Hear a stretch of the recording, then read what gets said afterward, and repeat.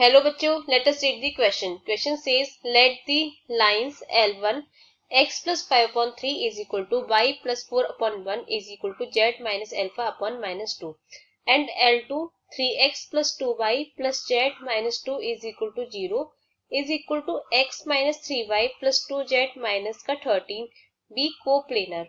If the point P A, B, C on L1 is nearest to the point Q minus 4, minus 3, 2, then mod A plus mod B plus mod C is equal to. तो आइए सबसे पहले हम इसके लिए की concept को समझ लेते हैं. की कंसेप्ट, तो इसके लिए की कंसेप्ट क्या हो जाएगा. हमें पता है जैसे कि दो लाइन है, पहली लाइन हम ले लेते हैं लाइन 1 और दूसरी लाइन ले लेते हैं लाइन 2. ये दोनों आपस में परपेंडिकुलर है, तो इनके बीच में क्या रिलेशन होता है, जैसे कि लाइन 1 के जो हमारे पास डायरेक्शन रेशियोज हैं, डायरेक्शन रेशियोज हमें जैसे गिवन है यहाँ पर A1 B1 A1, B1, C1 और लाइन L2 के डायरेक्शन रेशियोज हमें गिवन है A2 B2 और C2. तो क्या होता है परपेंडिकुलर के लिए A1 into A2 plus B1 into B2 plus C1 into C2 is equal to 0. तो ये हो गया इसका फॉर्मूला. और इसके अलावा जैसे कोई लाइन है यहाँ पर और इस पे कोई पॉइंट है M, तो जो पॉइंट M के जो कोऑर्डिनेट होंगे जैसे x1, y1, हम 3D प्लेन की यहाँ पे बात कर रहे हैं, 3D ज्योमेट्री की, तो x1, y1, z1, तो ये जो पॉइंट होगा वो इस लाइन की इक्वेशन को भी सेटिस्फाई करेगा. तो अब हमें यहाँ पे क्वेश्चन में क्या दिया हुआ है, हमें पहली लाइन दे रखी है यहाँ पर L1 को हम यहाँ पे नोट कर लेते हैं. L1 है हमारे पास x plus 5 upon 3 is equal to y plus 4 upon 1 is equal to z minus alpha upon minus 2. तो इसके डायरेक्शन रेशियोज क्या हो जाएंगे, ये हो जाएंगे 3, 1, माइनस 2. तो यहाँ पे हम लिख सकते हैं A1, B1, C1, ये हमारे डायरेक्शन रेशियोज है, क्या हो जाएंगे 3, 1, माइनस 2, ये हो जाएगा. और यहाँ पे हमें जो लाइन 2 दे रखी है वो कुछ पूरी ये इस तरह से दे रखी है.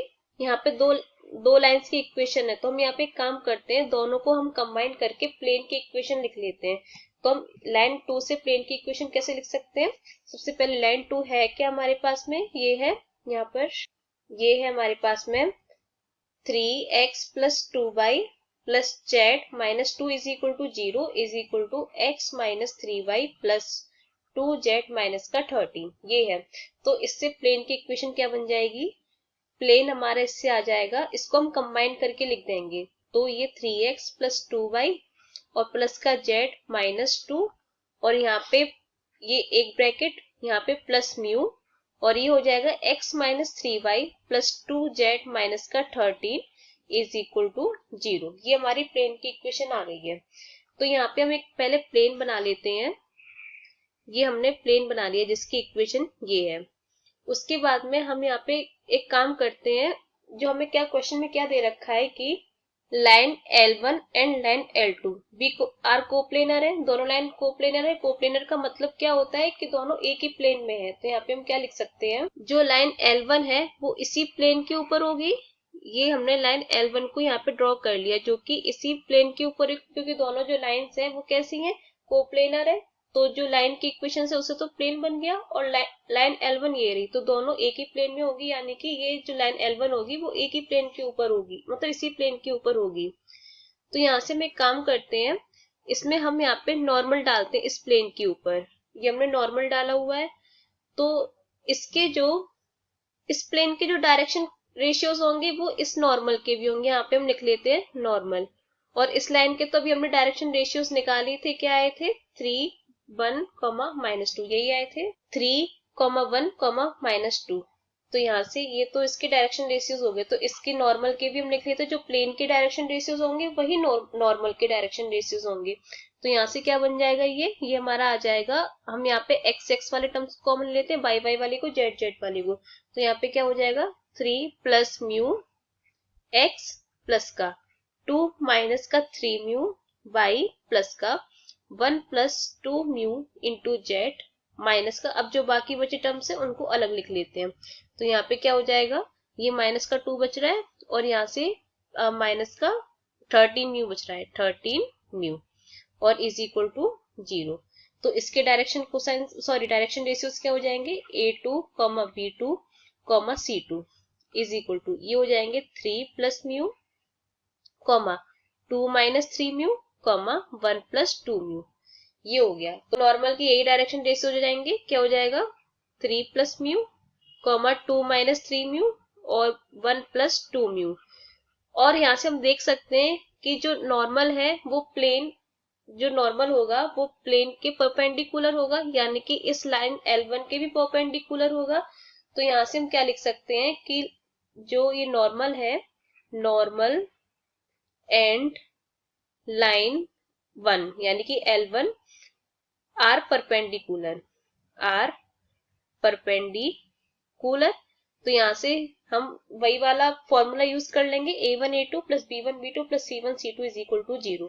तो यहाँ से क्या हो जाएगा, A1 की वैल्यू यहाँ पे हम लिख लेते हैं, A1, B1, C1।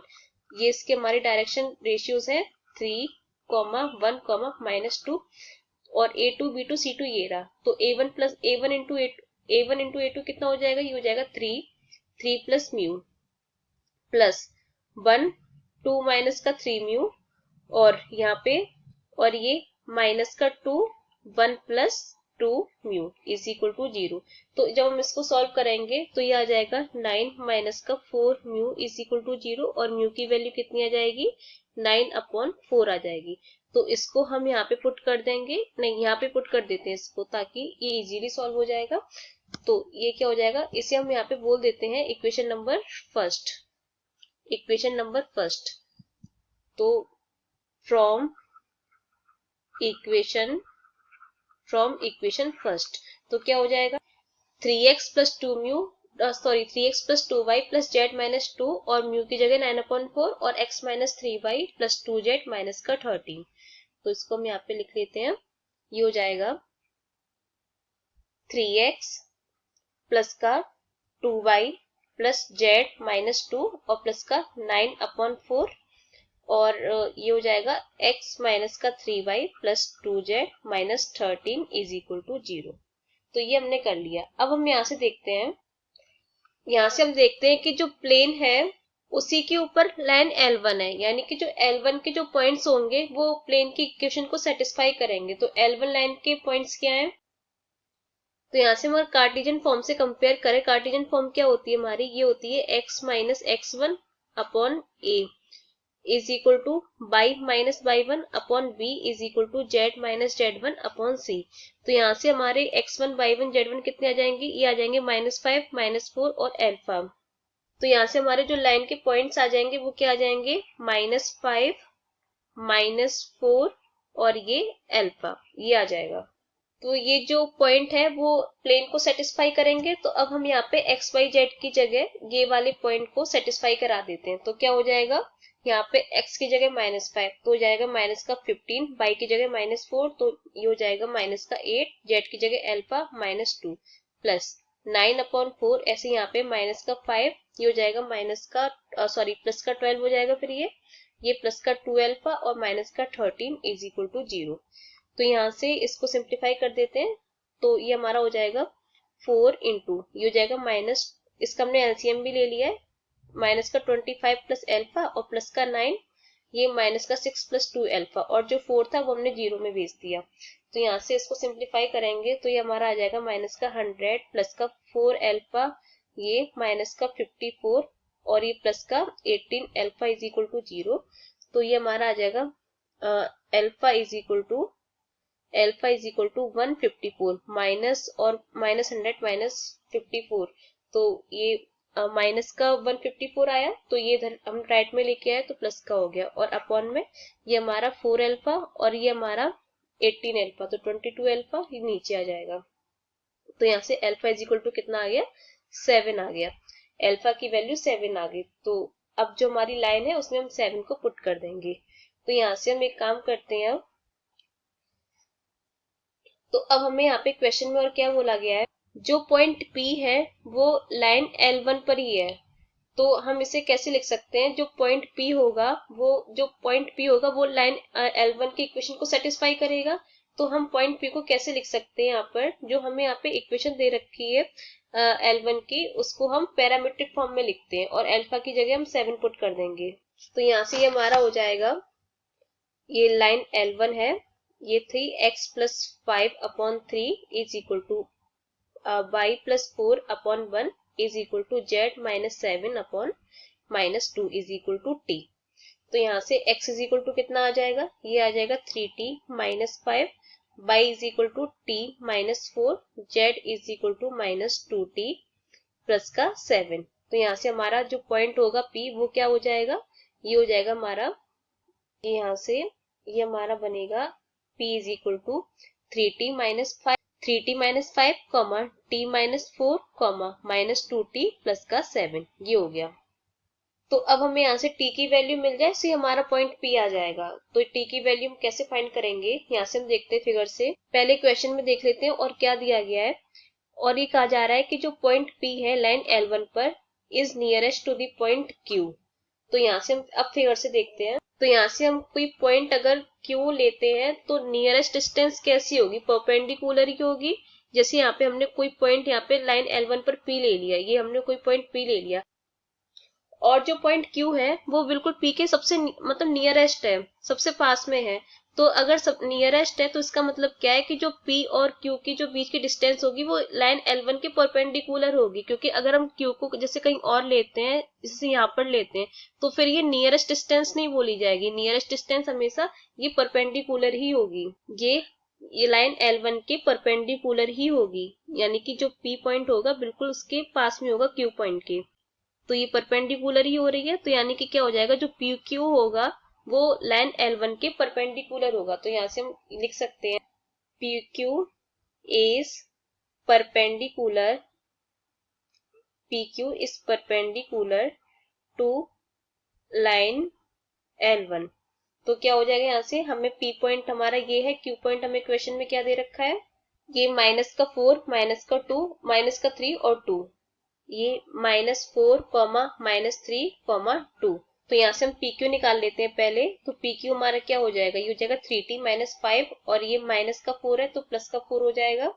तो कितना बचेगा, ये हो जाएगा 3t-1। दूसरा हमारा हो जाएगा, ये हम पॉइंट इसको ऐसे लिख लेते हैं, ये इसको यहाँ पे ब्रैकेट नहीं लगाते हैं। फिर ये t-4 और ये +3, तो t-1, -2t प्लस का 7 और -2, तो -2t और प्लस का 5, ये हो जाएगा। लाइन L1 के डायरेक्शन कोसाइंस कितने थे, ये थे 3, 1, -2। तो ये तो A1, B1, C1, और इसे हम लेते हैं A3, B3, C3। तो क्या हो जाएगा, A1, A3 plus B1, B3 plus C1, C3 is equal to 0। तो यहाँ से 3t-1 plus 1t-1 -2t plus 5 is equal to 0। तो अब हमें इसको सॉल्व करना है, तो ये कितना हो जाएगा, ये हो जाएगा 14t-14 इज इक्वल टू 0। तो t इज इक्वल टू कितना हो जाएगा, t is equal to 14/14, t is equal to 1 आ जाएगा। तो अब हमें t की वैल्यू मिल गई, तो अब हम यहाँ से p पॉइंट निकाल सकते हैं। तो p पॉइंट कितना हो जाएगा, 3 - 5 -2, 1 - 4 -3, और ये हो जाएगा -2 + 7 5। तो P पॉइंट हमारा आ गया है -2, -3, 5। तो अब हमें क्वेश्चन में क्या फाइंड करना है, mod A plus mod B plus mod C। तो A B C हमारे ये आ गए हैं, तो अब हम फाइंड कर लेते हैं। तो ये हमारे क्या हो जाएंगे, A B C। तो यहाँ से mod A plus mod B plus mod C is equal to कितना हो जाएगा, -2 प्लस -3, मॉड के अंदर -3 और -2 और प्लस का मॉड 5। तो मॉड के बाहर निकालेंगे तो ये 2 प्लस का 2 हो जाएगा, और ये प्लस का 3 और ये प्लस 5। तो कितना हो गया, ये 10 के इक्वल हो गया। तो यही हमारा आंसर है। Hope you understand well, best of luck.